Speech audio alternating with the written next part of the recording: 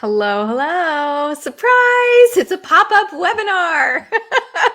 I hope you guys are doing great. I'm Katie Smith, and this is a Katie speaking presentation. And I am so excited to be with you because I've been getting a lot of questions that I think I can help with. And I love to help. I love to serve. So if while I'm speaking, you have questions that come up, please put them in the comments and I will see those and I will answer them as quick as I can.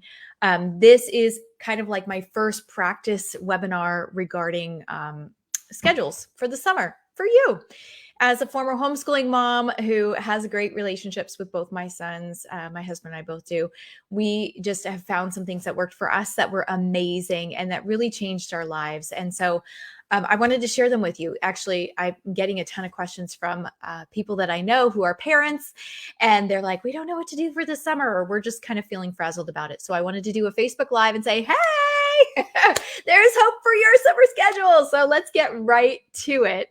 And I can't wait to hear about this. So let me just see real quick. Okay, so I don't even know if this is streaming on Facebook or not. It doesn't look like it is. Oh, it is. Okay. Hi, welcome.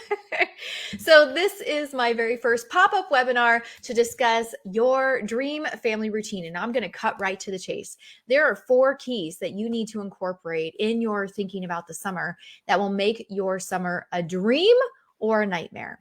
A dream if you incorporate them, a nightmare if you don't. And I would love for you to comment your questions or things that have worked for you in the comments. And hopefully I can see all of those. I'm not seeing them just yet, but let me just jump right into it. I have just recently learned that StreamYard will let me share screens. So let me share my screen with you because I have created some slides. And let me see if I can figure this out. How do I share this? Oh, nope, that's not the right way. Give me just a second. Oh yeah, got to go into presenter view. Okay. All right. And then I select that. There we go. All right. Dream family routine time. Yay. Obviously, I'm excited about this subject. I absolutely love moms. I love moms. I love families. I love dads too. But having been a mom, I especially have a heart for other moms. And I made a vow that when my kids got to be grown-ups, that I would think about and remember how hard those years were and how much I wish somebody had told me what to do or how to make my life easier. So if that's you, great. And if not, then if you know somebody who needs this, please share it with them. So let's jump right in. So a dream family routine, there are 4 keys. The 4 keys are, and I need to move this over. They're right on my screen. I can see them right there. The 4 keys are vision, communication, daily and weekly schedule, and then dealing with screens. So vision, communication, daily and weekly schedule, and dealing with screens. Let's get right into it. Begin with vision. So when we think about vision, I want you to think about, what do you want your child to be like as an adult? And of course, if you're like any good parent, you want them to be healthy in every way. And one of the Bible verses that comes to mind for me when I think about this is the one that says, love the Lord your God with all your heart, with all your soul, with all your mind, and with all your strength. And so when you think about vision for your kids, maybe you don't know like long-term what you want them to be like, but let me just share, after a lot of reading and thinking about this, what we wanted for our sons. So we wanted for both of our sons, Gabriel and Noah, to love the Lord. We wanted them to know God and have a personal relationship with him. We wanted our sons to be healthy physically, mentally, emotionally, spiritually. We wanted them to eat healthy food, right? And we had all these desires and hopes for them and have great relationships. And sometimes there were seasons that were better than others, but we always had that in our minds of what did we want them to be like. In fact, we even at one point wrote a family philosophy of education and what we wanted our kids to leave our home, or by the time they were 18, different things that we wanted them to accomplish. And if you have questions about that, we can talk about that more later. But what I want you to think about is, what is your vision for your child or your children? What do you want them to be like? So for us, we knew we wanted our sons to love God. We wanted them to love others. We wanted them to be able to earn an income and support a family. We wanted them to have some, routines and like keep their room clean and, know how to take care of their own bodies and how to be healthy and just get into those rhythms. So how do we do that? And how do you not do that, right? So when my kids were really young, I had wicked endometriosis, had to have a complete hysterectomy. But what that meant for me on a daily basis is that depending on how my body was functioning, I was either able to incorporate routines and stuff like that or not. And so those early years were hard. But what I want to inspire you with is whether or not you're dealing with that those early years, you can make up for those later. And so if things have gone wrong, if you've been dealing with hard situations, it's never too late to say, hey, this is my dream for our relationship, or this is my dream for our family, or this is what I have in mind for my child, and to pray about it, commit it to the Lord and see what he can do for you. So I hope that encourages you and inspires you. All right. So the next thing you want to do is once you have a picture in your mind of what you want your kids to be like as adults, then you want to think about what is going to help them get there. We discovered this method from Dr. Raymond Moore, and he talked about life and family life as a philosophy. And he said that it was a three-legged stool, and the legs of the stool were study, work, and service. Study, work, and service. And then over the years, as our family went through burnout, we actually realized we needed to also incorporate rest and recreation every week. And so what did that look like for us? So for us, even like having our young adult children live with us, it's study, work, service, 40 hours a week, and then rest and recreation. Rest for us is like 1 day a week. And we don't beat ourselves up if we don't, take that rest time, or if we don't perfectly do 40 hours. This is not about like having laws on us, but it is about having some structure and having some rhythms of how we're going to do life. For us, recreation is anything fun. I think fun is really important, and I have to do something every day that fills me up and makes me feel alive and fun for me. So we incorporate that. So the study part, let's talk about the study part because it is summer break. So as a homeschooling family, we did 3 hours of reading. So we would read after breakfast, read after lunch, read after dinner, or we went through a season when our sons were like 14 and older, where I was working during the day. My husband was living in another country. And so we did our study in the evenings. So even though it's summertime, you can still incorporate this. And if your kids are in honors classes, they're reading that. They should be reading that much every day anyway, because they've got that summer reading assigned to them. I remember exactly what that was like because I was one of those kids. So doing this much reading, it could be an audiobook. And I would love to know like what obstacles you have already to applying what I'm saying, because I would love to be able to address those in the Q&A. Sometimes that, 3 hours of reading can sound overwhelming, but when you do it after breakfast, after lunch, after dinner, you realize that it's actually not that bad. And then not only is it not that bad, but then it kind of becomes addictive because it's so life-giving. All right. So service is a really interesting thing. So service is something to serve others, and it could be volunteering, having your kids volunteer at their favorite location or something like that. So when our kids were growing up, we lived by Torrey Pines, which is a state park in California. It's on the beach. And we would participate in things that they had at that state park. And they even did a junior ranger program, and it was amazing. I loved it. So it's possible, to serve your community just by doing something that your kids already love. And so incorporating that into your 40-hour-a-week schedule with your kids is going to be something super life-giving for the summer, but all the time. So just be thinking, what do I want my kids to be like? Like, we want our children to grow up to be contributing members of society. So let's build in that service component now. Also, we had a nonprofit out of our home. So it was kind of, for us, service was kind of built in because that was the model of our lifestyle. We had international students living with us, and we literally served them. And so we found ways to serve them with needs that they had, or, studying help that they needed, or helping them to incorporate and learn different things at the university or in town or whatever, just helping them make connections. So service can be anything. I know one young lady who was raised by family that I grew up with, mom and dad that I grew up with, she loved animals. And so she volunteered at an animal shelter, and that was her service. So really the way to find the key to unlocking the service element is to really find something that connects deeply with your child's heart, something that they love and that they're passionate about, and then find a way that they can serve with that. So, and it's not, like I said, it's not about like being super rigorous with that. It's just what does your child love to do? How can you help them get the most out of the summer, through study, through work and service? Now, we haven't talked about work yet. So work is something that is industrious to earn money, something that is industrious to earn money. So from a very young age, my husband opened up an eBay account with our sons. So they had a hobby. Every Saturday, they would go to garage sales. They would find things they could resell that they loved. And so that was our way of incorporating dad into the work element. But then also that was a way for them to really learn about math and money and people skills and selling things and quality and customer service. There were so many things that we incorporated into that work element. So think about, for service where somewhere your child can volunteer, but then for work, what's something your child would love to make or do? And what's something that maybe somebody in the neighborhood would pay for? In our neighborhood, we've got a Facebook group, and there are kids in there like selling salsa that they made in their kitchen. There's somebody who has a cookie company. It's amazing. I'm like, wow, I wish we had used Facebook for that back 10 years ago when my kids were young.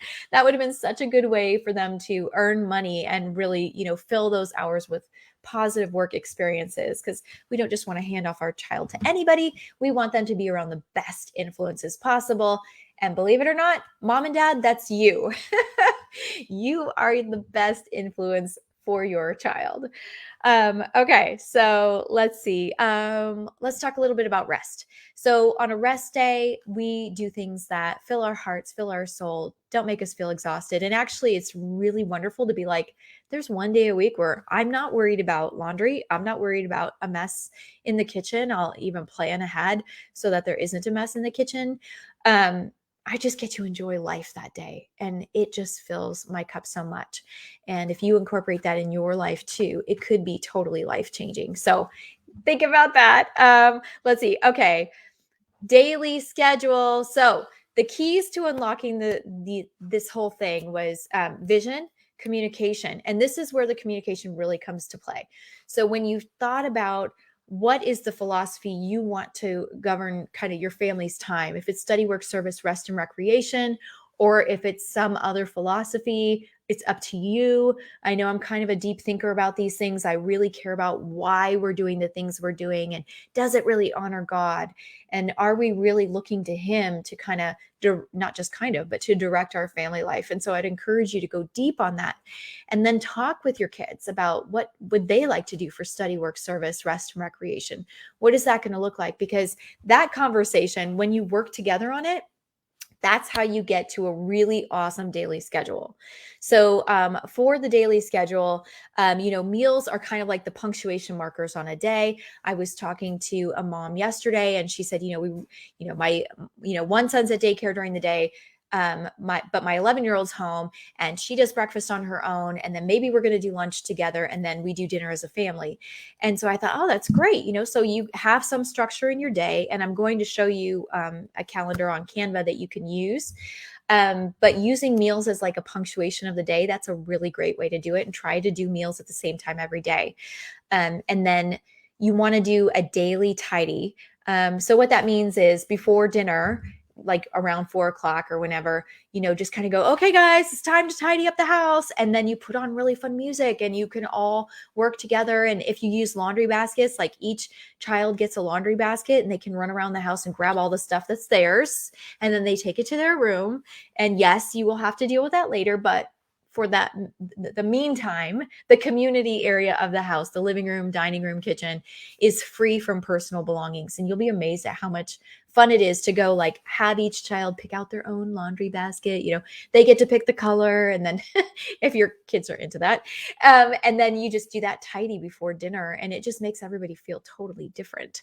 So in the morning, depending on your family's needs, maybe there's breakfast at 8 a.m., do reading right after that. Then if they're little, like let's go outside and play in the morning. Let's go outside and play. And so you would need to know what parks are in your area, maybe plan some meetups or stuff like that, or maybe just go in your backyard. We had so many hobbies. And believe me, on every single thing that I'm saying, I feel like there's like so much more that I could say. So like playing outside, what did my kids do? Oh, I could spend a lot of time on that. So if you're interested in that, please leave a comment on it, because I would love to do more pop-up webinars if it serves you. And I could go deeper into those things. Okay, so knowing what your meal times are, that kind of sets a schedule. Then an action step you might want to think about is decide when your family meals, or when your family will have meals, and how many meals, and who is responsible. Who's responsible for planning, creating, cleaning up?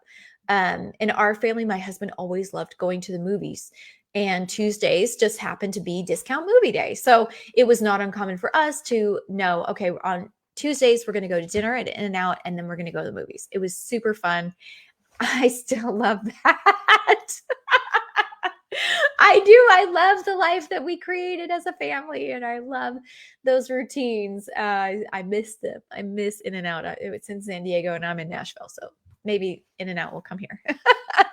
Okay, so and then let's think about too, like, what will the bedtime routine be? What will the bedtime routine be?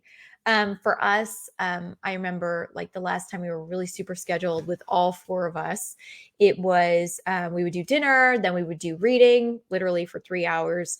And it was so good that sometimes we just didn't even want it to stop. But my husband likes to go to bed early, like between 9 and 10 every night. I consider that early. And so we would be done. We'd be like, okay, Dad, good night. And then sometimes, with my older kids, as they got older, we'd watch a comedy together or something. Or sometimes we just go right to bed. And then we also sometimes there were seasons when we incorporated prayer twice a day. So we do it at 8 a.m. and 8 p.m. And nothing too serious, but like a devotional with a scripture and just praying and thanking God for the day. And even now as an adult, like that's a really good routine for me to be in.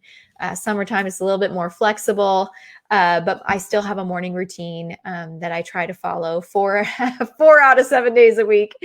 And in the evenings, I notice that if I'm grateful before bed and try to go to bed by 10, that is always a winning combo for me. So for you, an action step might be, you might want to screenshot this or just ask me for the slides. You can email me or direct message me on Facebook and ask me for the slides, and I'll send these to you if they're useful for you. And then let's talk about screens, because that's probably the biggest problem for everyone right now is summertime screen usage. And no joke, it is no fun to deal with summertime screens. And its screen addiction is so real. I have a couple of friends who are experts on that, and I wouldn't be surprised if I end up doing a pop-up webinar about screens in the summer, just because it's so important to get that under control. So in our family, we made an executive decision that screens would be for family night, and screens before age 14 are not healthy in any amount due to the addictive effect. It's just a fact. So we really need to be intentional as moms and dads of how we're going to schedule our families and talking together. Remember that vision of where we want our child to show up and how we want them to become an adult, what we want them to look like as adults, and then talking with them about what are the activities that they're going to enjoy apart from screens to help them have an awesome summer. Study, work, service, rest, and recreation. What is that going to look like in the summertime? And how many hours for each?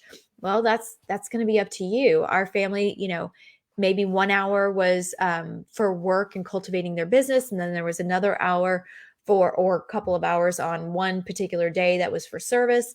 And then the rest of the time, we did study every day because that was a big block of our thing. We were homeschooling.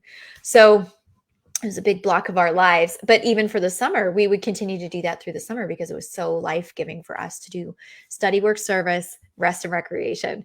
And then our sons, they did junior theater, they did other stuff. We were, always were looking for museum things to do, or I'm kind of a nerd that way. I love all that kind of stuff. I love history. I love nature.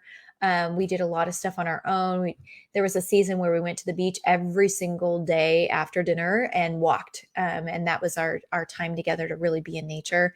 There were other times when we did gardens. And I remember one year our sons helped their great grandfather pick potatoes. It was like they were there all day helping their granddad do that, and watermelon. And he had a huge field full of watermelon, a huge field full of potatoes. And then with their dad, they loaded up the truck and took it all to farmers market a couple of different times. So they had some amazing experiences with family and friends. And there's so much more I could share. But for you, just thinking, you've got to have alternatives to screens. So just a hot tip. Just brain science tells us that before age 14, screens are really not healthy before puberty. They're just not. I'm sorry, but they're not. So we need to find some other things for them to do. Screens should be kept in community areas. I would keep them out of bedrooms completely. And maybe you're freaking out going, how do I do that? And really this is a bigger conversation, but these are some things that I felt like if we're going to talk about summer schedules, we've got to talk about screens. And then exceptions and cautions. So we have a son who learned Japanese. Whoop. We had a son who learned Japanese, and so he would be on his computer in a community area with headphones on, microphone on, and learning Japanese multiple hours a day. I mean, he's an artist. He's 18 now, so it's a little bit different. But we still don't have screens in bedrooms, even though he's 18. And that's true for our 20-year-old as well. Like we keep that stuff in community areas as much as possible. We've also made a decision that we are a porn-free household, and so we are porn-free. Porn is free and it is everywhere. So when your kids are on screens, you've got to be aware that you're taking a risk. And there are things you can put in place. I'm not an expert in that, but if you need a referral, I can get one for you. And then, so just the action step from this last part is decide when and where screens will be used and for what purpose and length of time. So like how long you're going to let your kids use screens for, what's the purpose, does it align with your family values for the person you want them to grow into? Okay, so that was a lot of stuff. I'm not seeing any questions. So let me just look real quick on here if any questions are here. I see that people are watching, but I'm not seeing any questions. This is kind of funny. I don't know. Maybe I'll see them later. Let me just stop the screen share for a moment. There were a couple of resources I wanted to share with you. One of them is about actually writing out your schedule. So let me get that up. And I'm almost done. I will wrap up in just a minute. Oh, that's not what I wanted to do. Hold on. Screen share.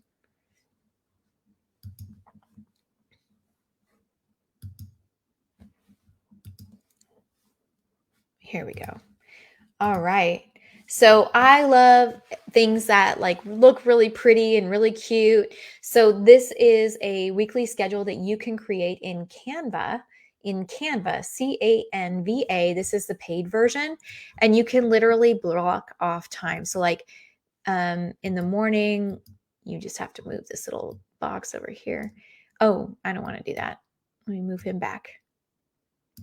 So you'd want to okay, we're going to add some text. I'm going to pick the size, and then I'm just going to type what I want to say. So let's say meal.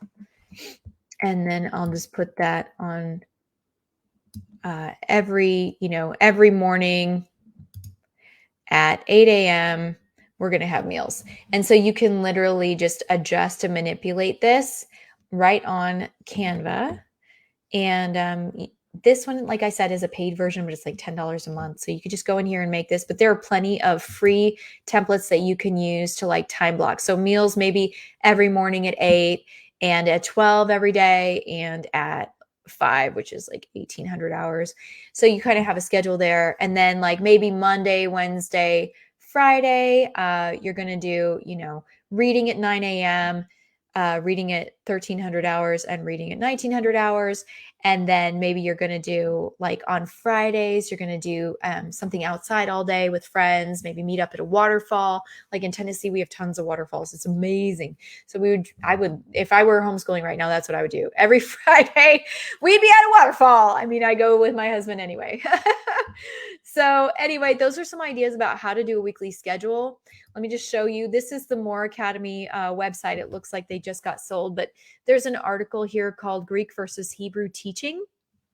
Fabulous article. I've never heard it explained, this philosophy explained anywhere else as clearly as on this website. So I highly recommend that you go to themorefoundation.com and or Google More Foundation, Moore Foundation, and Greek or Hebrew.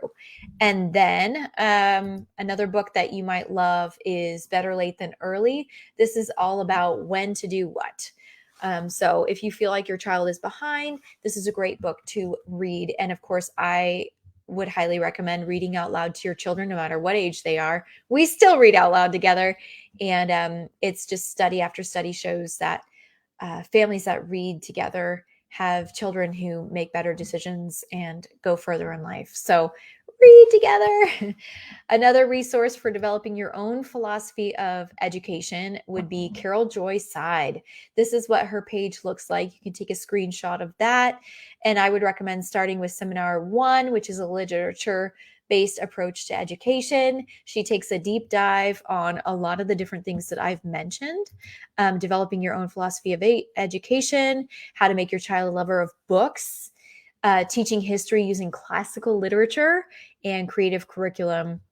She has another set of audio as well, which is all about happy, healthy summer. And I'll be honest with you, I haven't read all of these, but I've been to at least 6 of Carol's seminars, so I know her philosophy pretty well. And I would encourage you to get these while they're on sale and then listen to them to get more ideas and strategies for how you can make this the best summer ever. So just going back, let me just reiterate. So start with your vision, then communication, talking with your kids about what you can do together, study, work, service, rest, and recreation, what that's going to look like, then actually deciding on a schedule and using meal times as the anchor for that schedule. And then the last thing was, what was the last thing? Oh yeah, screens. So deciding what is going to be acceptable for you and your family.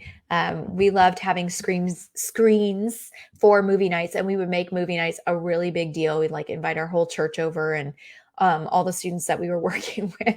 We just had a blast. It was great. And then when our sons were like, oh, you know, so-and-so's playing a video game or whatever, and I'd be like, sorry, like, go find something else to do. But that's a whole nother conversation, right? Because we had already developed this culture of being bored is like a 4-letter word in our home, even though it's a 5-letter word.